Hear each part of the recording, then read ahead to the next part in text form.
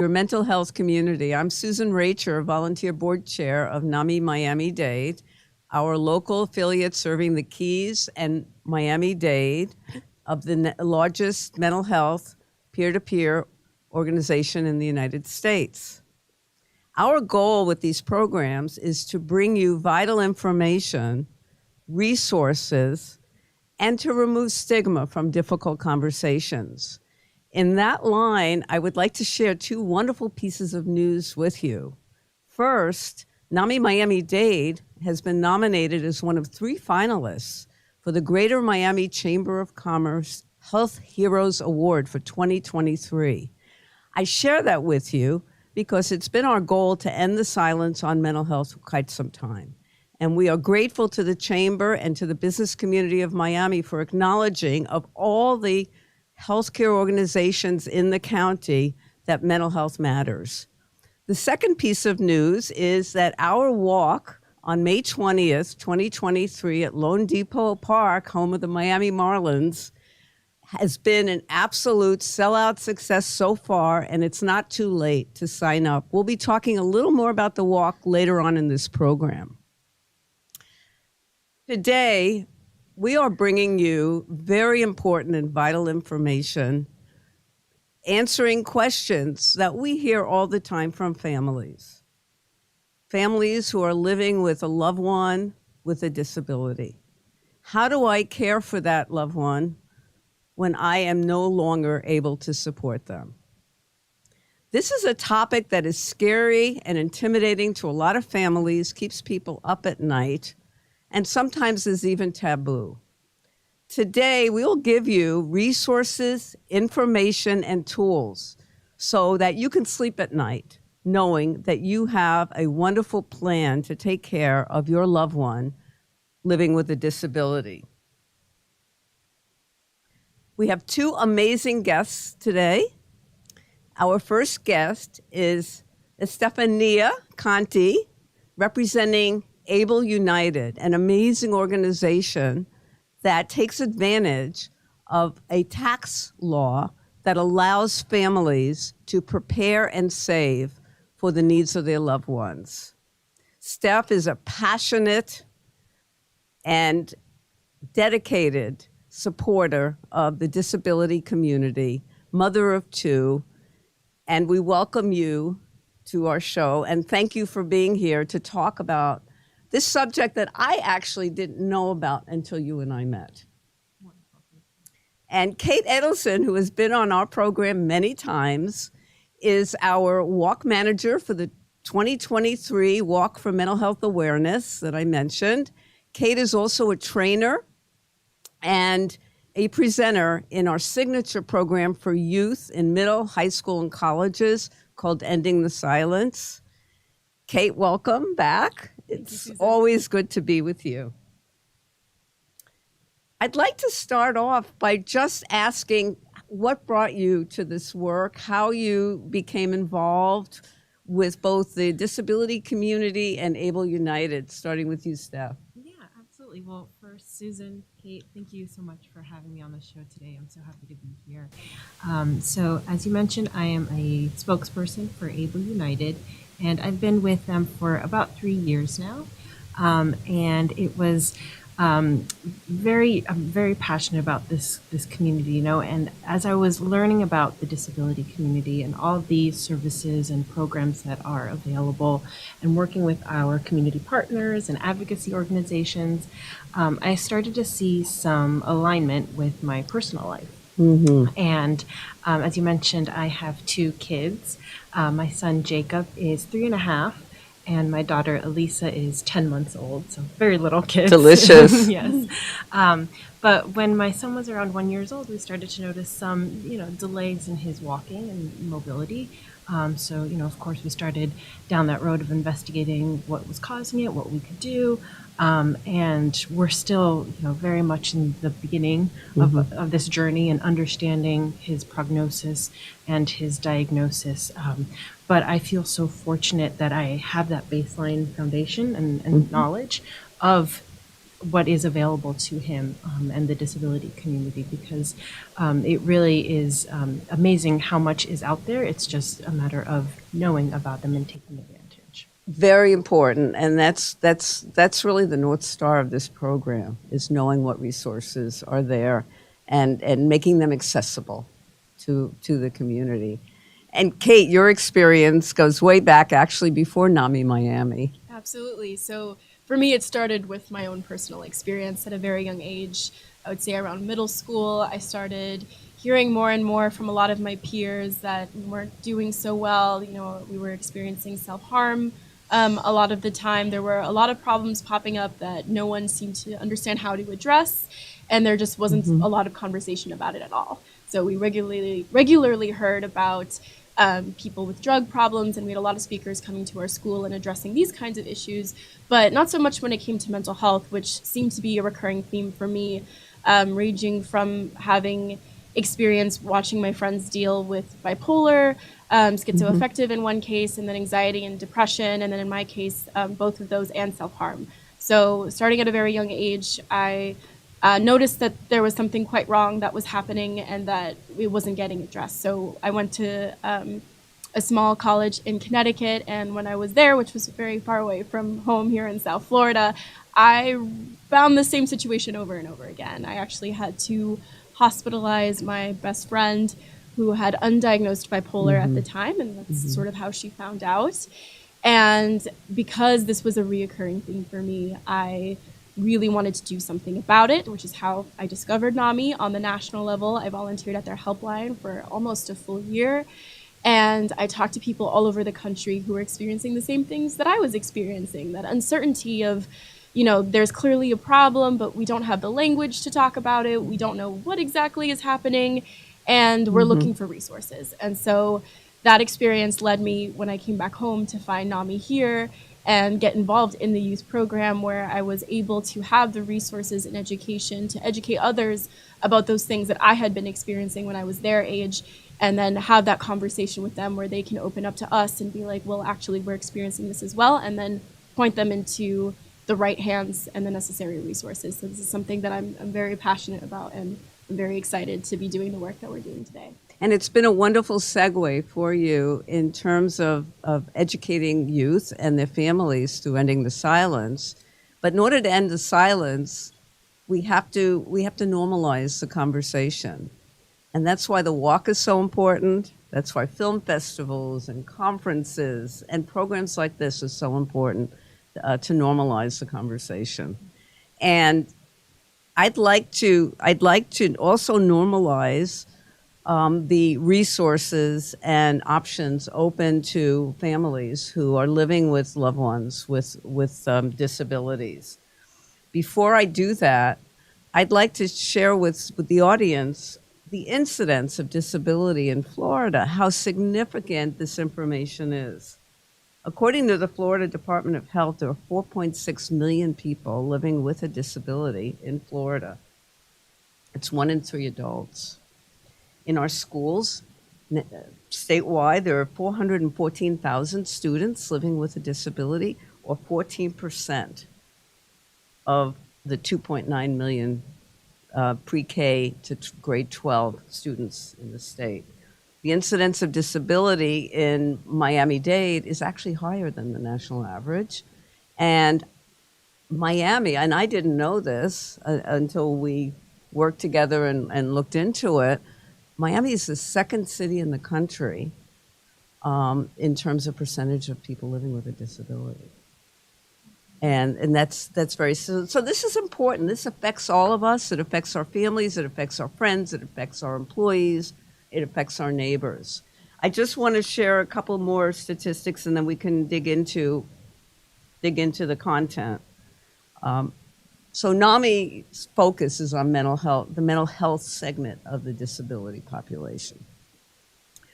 Another fact that I didn't realize is that people living with other disabilities, vision, mobility, hearing, and other disabilities, have 4 times greater levels of depression than the general population. So the comorbidity between a disability and a mental health condition is significant. And that is something I'm so grateful to you for having learned, because this is an area that we at NAMI need to and plan to focus. So let's start by sharing what is ABLE, achieving a better life experience. Isn't that what NAMI's about? Isn't that what ABLE United's about? Isn't that what we as parents are about? Right.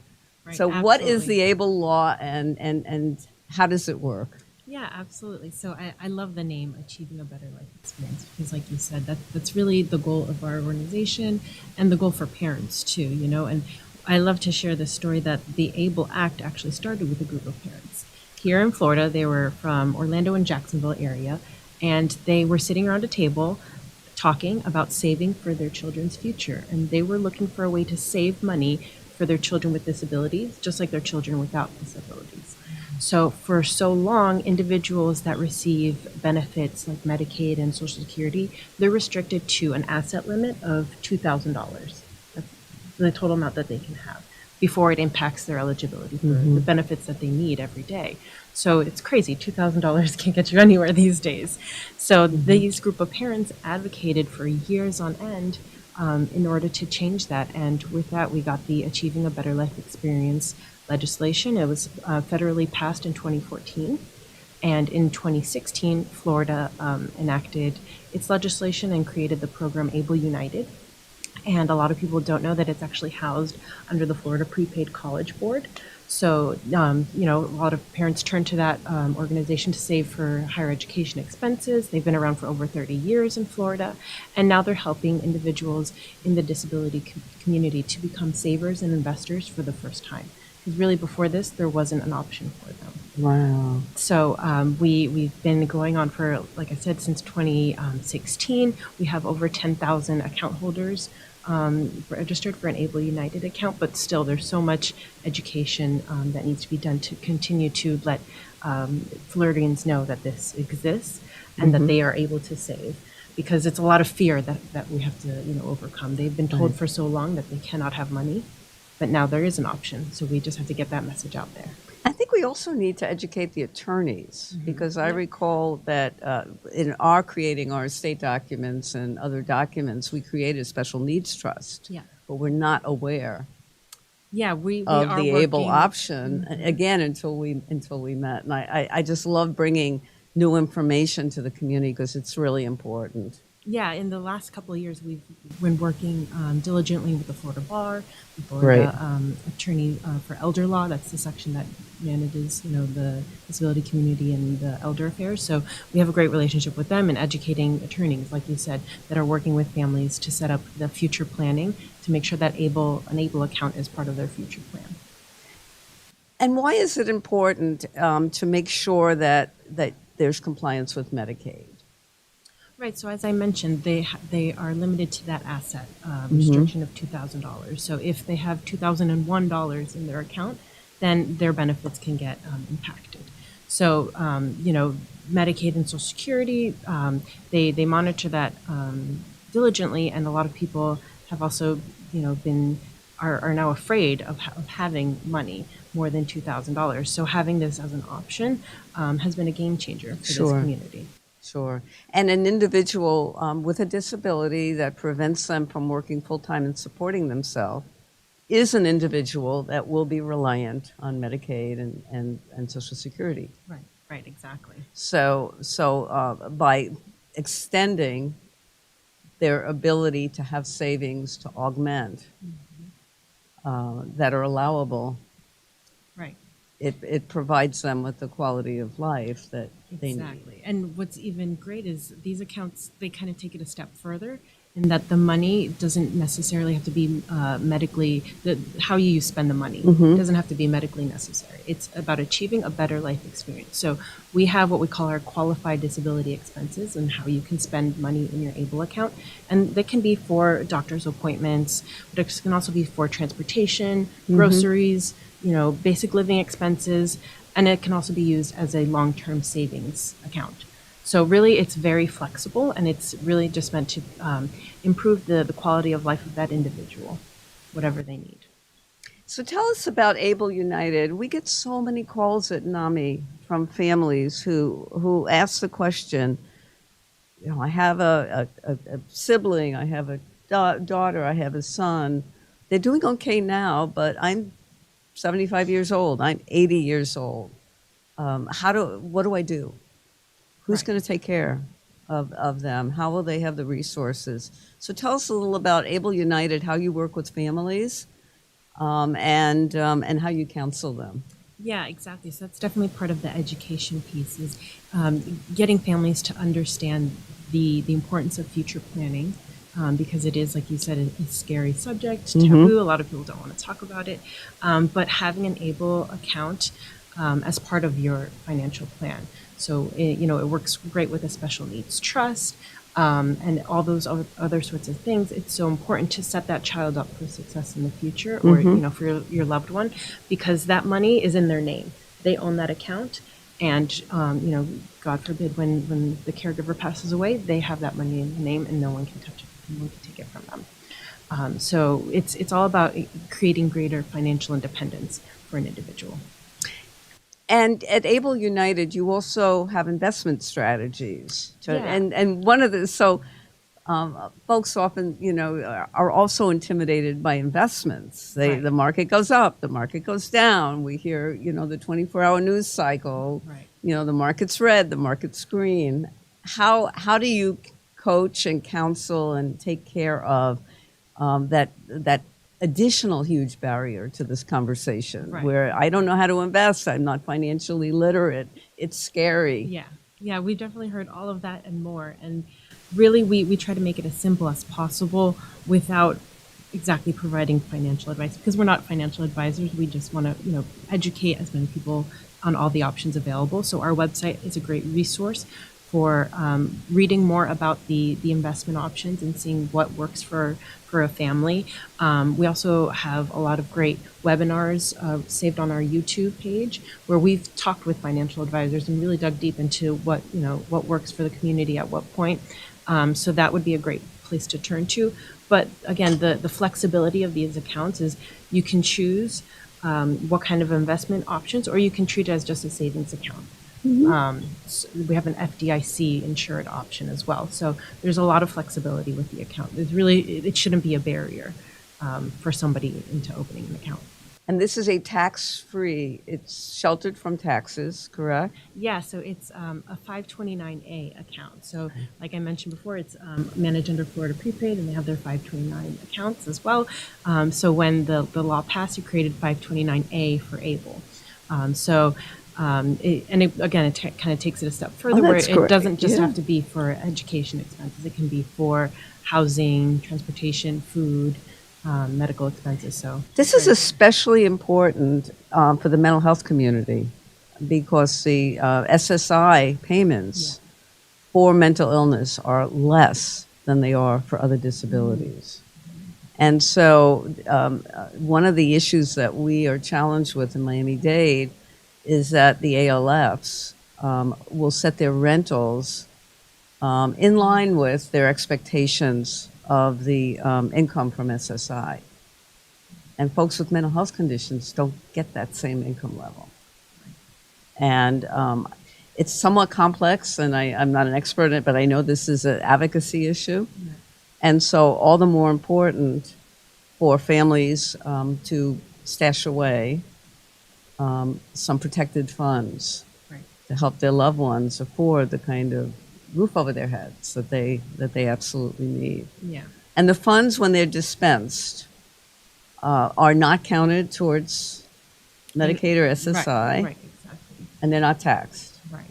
So that is a huge, huge windfall in a positive way to help defray what could be a very expensive lifetime financial burden. Absolutely.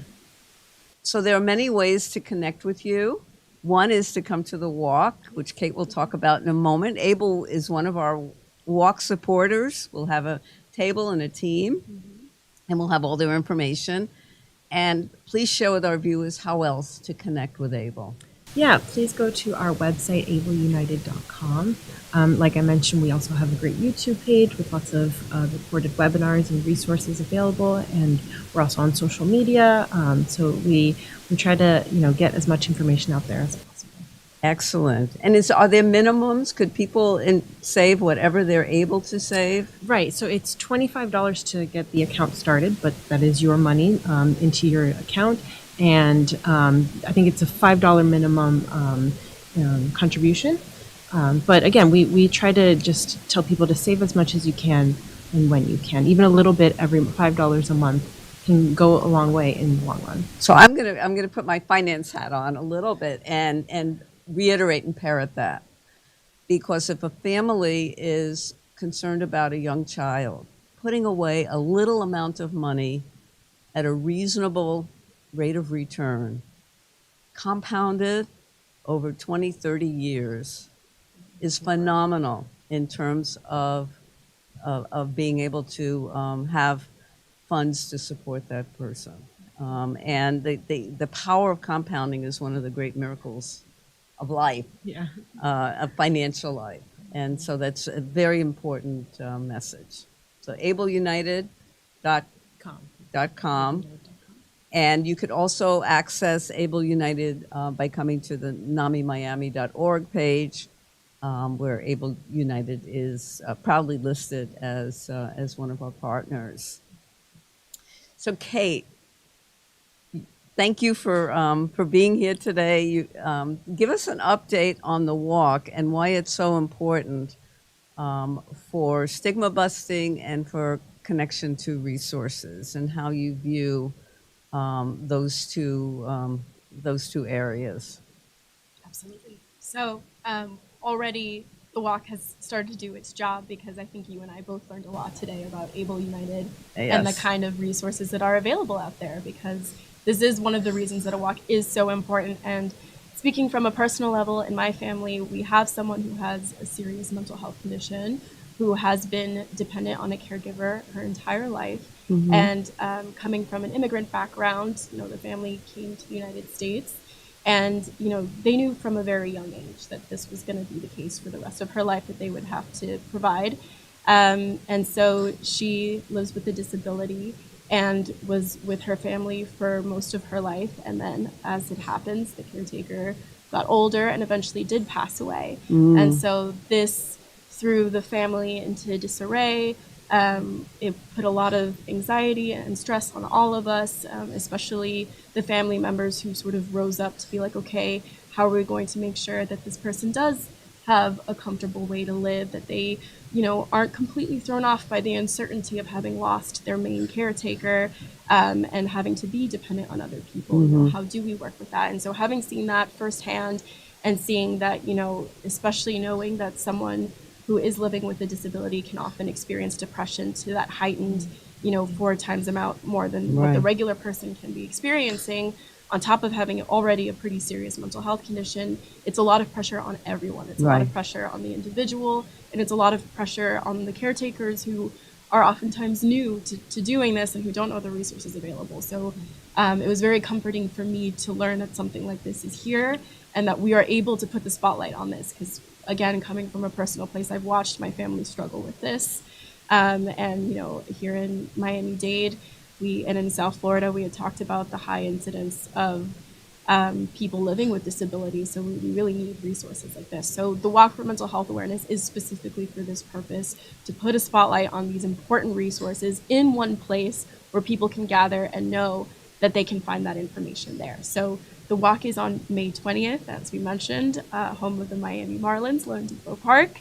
So you can expect Billy the Marlin to be in attendance as well as our fabulous sponsors and amazing community partners, who will all be there sharing some of the information that we've talked about today, including other amazing mental health organizations, Retreat Behavioral Health. We also have Nicholas Children's Hospital, a lot of really key South Florida partners and community organizations are going to be in attendance, sharing this information and coming together to celebrate the fact that we're in an era where we talk about this, where we're sharing this information, where we're not throwing things under the rug anymore.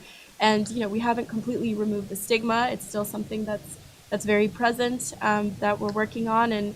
But not only am I seeing in my own family that we're having very open dialogues, but in those calls that you talked about, Susan, people are calling and Right. they're sharing their story. They're saying, I'm in this situation and I need to plan for my loved one's future and I need to talk about it and I need support and guidance. So that is really the key role of the walk, is to bring access to people who are looking for help and show people that it's okay to talk about it, and that there are these amazing organizations that are available, that are willing to be that helping hand, which is of course in line with NAMI's mission of sharing resources with everybody and providing free programming, of course, through our support groups, our helpline, and our education programs. So Well, I recall last year's walk was incredible because it was a combination of celebration of mental health, celebration of open conversation, and a health fair.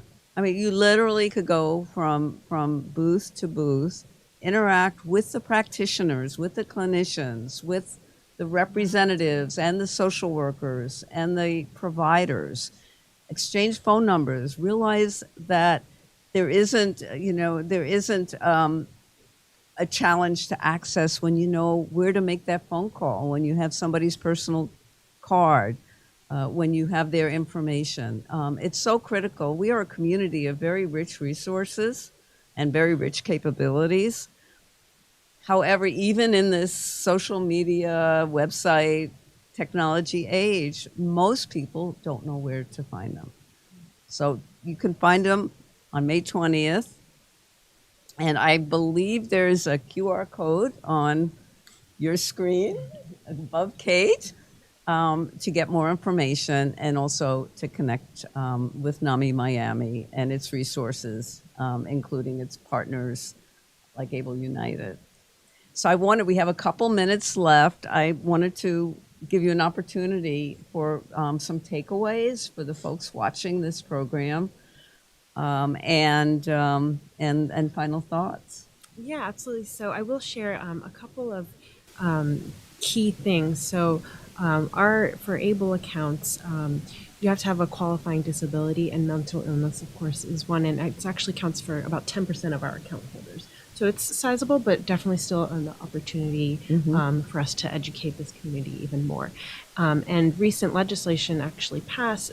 It's called the ABLE Age Adjustment.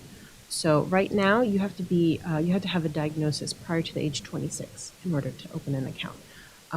And that is going to change in the year 2026. In a couple of years from now, the age will be 46. The diagnosis Oh, prior to that's the age of 40. important. Yes, so that definitely Wow. opens us up to so many more people, especially mental health, that is diagnosed later in life. Thank you for sharing that. Yeah, so we're very excited that is going to be starting in 2026.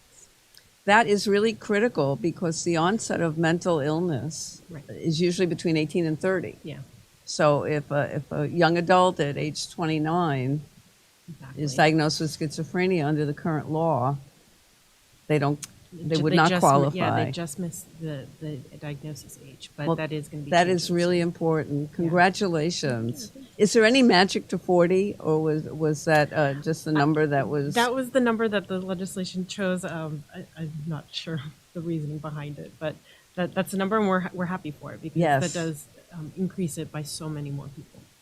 Excellent. Thank you for sharing that. That's it, 2026. Okay, so we will make sure we get the word out Yeah. between now and then. Kate. I'm just so happy that we have this opportunity, that Steph, you were able to join us today, and that we're working with such amazing partners. Like I said, I've had a lot of personal experience with this. I've watched my own family go through a lot of struggles, my peers, and it's such a beautiful time to be able to come together. So I hope that everyone will join us on May 20th. For those of you who haven't already registered, it's namiwalks.org/Miami. We're going to have a really amazing time. Registration on walk day is at 8 a.m. And so we're going to be on the west side of the beautiful plaza. And there's going to be lots of amazing sponsors and community partners who are going to be sharing this information. And so I hope to see you all there. And I thank you so much for having me today, Susan. Thank you for being here, for educating us. I have a couple of final thoughts as well. Please connect with NAMIMiami.org. We have suicide prevention programs going on 4 or 5 times a month on Zoom. We have free, everything we do is free, support groups, education classes, a lot of information, a lot of connection to resources. If you need help, call us, 305-665-2540. We are a warm line, answered in English, French, Portuguese, and Spanish, and we'll connect you to the help that you need. There's no reason to be ashamed. You're not alone. Connect with us. I'd like to thank you again for being here, and I'd like to thank the Department of Children and Families and Thriving Mind for its support of NAMI Miami and our programs. I look forward to seeing you in our next